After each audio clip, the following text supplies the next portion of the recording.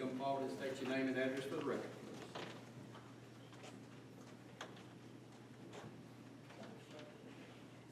Lincy Hurtado, 15514, Highway 122, Arlington.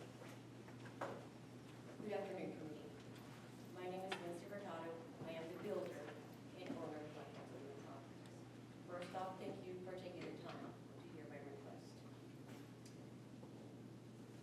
We're requesting R1 zoning to build stick-built homes, 25 to 2750 square feet, 4 bedroom, 3 bath, about an acre or so per property.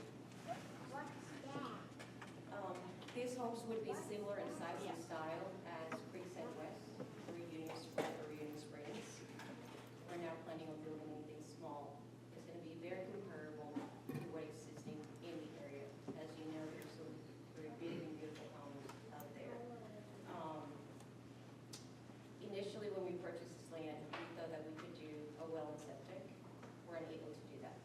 As you know, the county has put a ton of money into the infrastructure of utilities, and within reason, we have to bore at our cost, bore into the utilities. In order for us to make that work, we need the lot count. Right now, we can do 2 houses, or zoning could, with our current zoning, we can do 2 houses, or somebody could potentially come in and put five mobile homes if they wanted to. We could also request R21 zoning, which would allow for higher density. But it's not aligned with what we have in the area. We want to build bigger homes, something beautiful. There's a huge market niche or shortage of that type of home, acreage and style. There's currently nothing being built. And we're not asking for R21 higher density. We just want to do up to, 5 lots. Thank you for your time. Thank you. Is there anyone else that would like to speak in favor of this request? Anyone else that would like to speak in favor? All right, I'll offer the opportunity for a rebuttal for anyone that would like to add anything that they may have already been said. Opportunity for rebuttal. All right, hearing none, I'll close the public hearing portion of the meeting. And Commissioners, I'll turn it over to you for your consideration. There's a lot I want to ask, Mr. Chairman, if you don't mind. Will you have the floor, sir? First, I want to clarify with Mr. Dillard that what Mr. Hurtado said. By right, she can currently place 5 mobile homes on this property. Yes, sir. In RA zoning under family ties provisions, it does allow for additional homes for family members. RA zoning also allows for single-wide mobile homes to be placed on the property. And staff's recommending on this case, what's your recommendation again? Staff is recommending for R1, anytime the developer is looking to add density, we try to do this through the appropriate measures, and R1 is the most appropriate measure for single low-density residential in this area. So if she did 4 lots, and I should have asked why she was here, but I know there's been talk about 4 or 5 lots, was what I've heard verbally. But 4 lots puts us at 1.5-ish, 5.3 acres per lot. More or less, yes, sir. Okay, all right, I wanted to clarify that. I'd also like to go back to some of the things that Mr. Williams said and clarify with staff on some of what he said, starting with, I was unaware that we were building 600 apartments anywhere near here. Do we have the count of the number of apartments? Because I do think it's perfect. And I want to make sure that when anybody speaks in a public meeting, that we're speaking facts, and we've done the research, and that we state facts. So how many apartments? Do we know that? Do you know that number? Are you referring to the ones behind I'm K1 Crossing?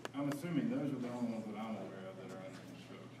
That's the only ones I'm aware of, yes. I do not know the exact number. Commissioner Ornstein, that is 280 units. 280. County running water to Mr. Hurtado's property.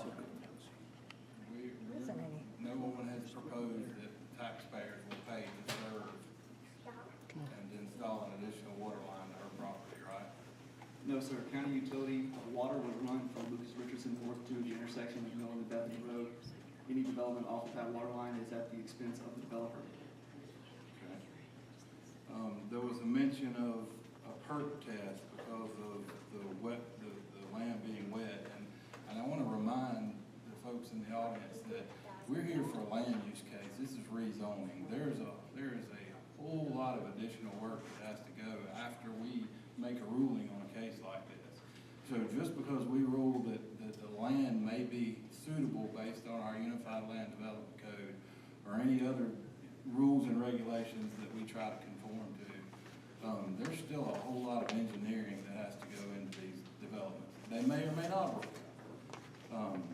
So am I correct in saying that a perk test will have to be completed if she's got county water there and she has to put in septic tanks, then the health department will get involved and they will do the perk test and approve whether or not she can put a septic tank on any of these 4 or 5 lots? That is correct. Okay. The final question I have is I am concerned about drainage running towards south across Bethany Road.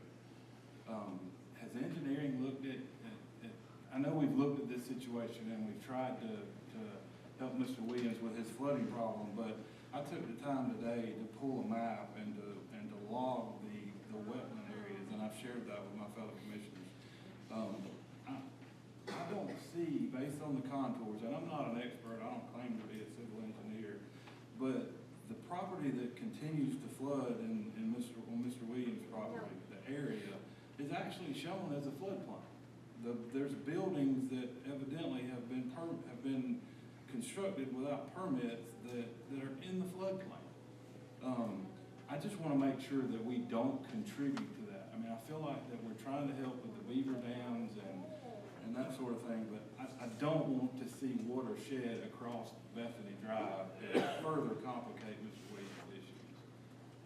Yes, sir. Based on our investigation and observations, we believe that the water will drain on that existing property more towards Valdale Road.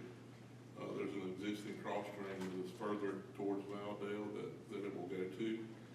And of course, this, the owner of the property has a right as far as making sure the water goes where it's supposed to go. And that's where engineering would get involved when they get to that point based on those existing easements and ditches and making sure all wetlands have the environmental impact studies done.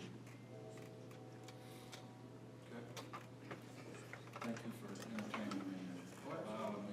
Any other questions? I had a question, Ms. Guy, for staff. I noticed it says 2.5 acre lots that are being advertised, but long story short, can 12